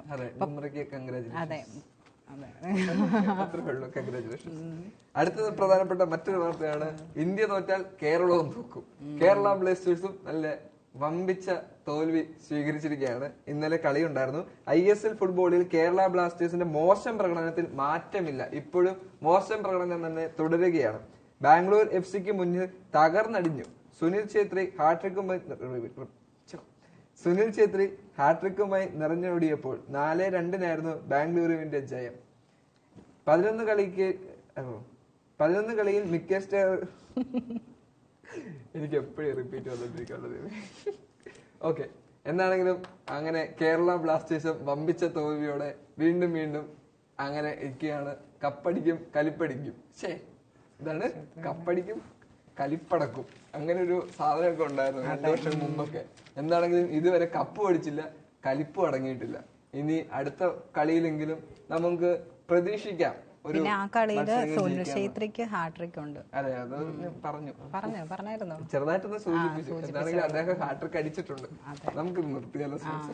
അതെ, സ്പോർട്സ് ഞങ്ങളെന്നാ വൈൻഡപ്പ് ചെയ്യാണ്. ഇനി എല്ലാ പ്രധാനപ്പെട്ട വാർത്തകളും ഞങ്ങൾ കവർ ചെയ്തിട്ടുണ്ട്. അതെ, അപ്പൊ ഇന്ന് വളരെ രസകരമായ നല്ലൊരു വാർത്ത, വളരെ പ്രധാനപ്പെട്ട വാർത്തകളെല്ലാം തന്നെ ഞങ്ങൾ കവർ ചെയ്തു. ഇനി എന്തെങ്കിലും ഉണ്ടെങ്കിൽ നിങ്ങൾ പറഞ്ഞു തരണം, അല്ലെങ്കിൽ നമ്മൾ ഇനി നമ്മുടെ പേജിൽ തന്നെ അത് പറയുന്നതായിരിക്കും. എന്താണെങ്കിലും നിങ്ങളുടെ ന്യൂസ് ഇഷ്ടപ്പെട്ടെന്ന് ഞങ്ങൾ പ്രതീക്ഷിക്കുന്നുണ്ട്. അതെ, എന്നാണെങ്കിലും സ്പോർട്സിൽ ഞങ്ങൾക്ക് വലിയ പരിജ്ഞാനം ഇല്ലാത്തതുകൊണ്ടാണ് തെറ്റുകളൊക്കെ പറഞ്ഞത്, ക്ഷമിക്കുക. കളി കാണാൻ ഞങ്ങൾ അടുത്ത പ്രാവശ്യം അനൂപിനെ ഉറപ്പായിട്ടും കൊണ്ടുവരാം. അനൂപ് ഇപ്രാവശ്യം വളരെ നല്ല രീതിയിൽ കളിയൊക്കെ കണ്ട് നിരാശനായതുകൊണ്ടാണ് 2 തോൽവികൾ ഏറ്റുവാങ്ങിയതിന്റെ സങ്കടത്തിലാണ് അനൂപ്. ഇല്ലെങ്കിൽ അനൂപിനെ വെച്ച് ഞങ്ങൾ സ്പെഷ്യൽ പ്രോഗ്രാം തന്നെ ഉച്ചയ്ക്ക് ഇവിടെ ഇരുന്ന് പറയുന്നുണ്ട് തോറ്റല്ലോ അങ്ങനെയൊക്കെ പറയുന്നുണ്ട്. പക്ഷെ ആൾക്ക് വെളിയിൽ വന്ന് പറയണമെന്ന് ഭയങ്കര ആഗ്രഹമുണ്ട്. കുറച്ച് മണിക്കൂറുകൾക്കുള്ളിൽ തന്നെ ഞങ്ങൾ നല്ലൊരു സെഗ്മെന്റ് അതിനുവേണ്ടി നടത്തുന്നുണ്ട്. അനൂപിനെ വെച്ചുകൊണ്ട് തന്നെ നമ്മളൊരു സെഗ്മെന്റ് നടത്താനുള്ള പദ്ധതിയിലാണ്. അപ്പം സ്പോർട്സിനെ പറ്റിയുള്ള കൂടുതൽ വിവരങ്ങൾ അതിലൂടെ ഞങ്ങൾ അറിയിക്കുന്നതായിരിക്കും. ഓക്കെ, അപ്പൊ അതുവരെ ഞങ്ങൾ നാളെ വരെ നാളെ ഞങ്ങൾ ഇന്നത്തെ ന്യൂസുകളുമായി ഞങ്ങൾ നാളെ വരാം. അപ്പൊ ഇന്നത്തെ ന്യൂസുകളെല്ലാം ഇഷ്ടപ്പെട്ടെന്ന് തോന്നുന്നു. അപ്പം നാളെ കാണുന്നതോടെ വരെ എല്ലാവർക്കും ടാറ്റ, നന്ദി.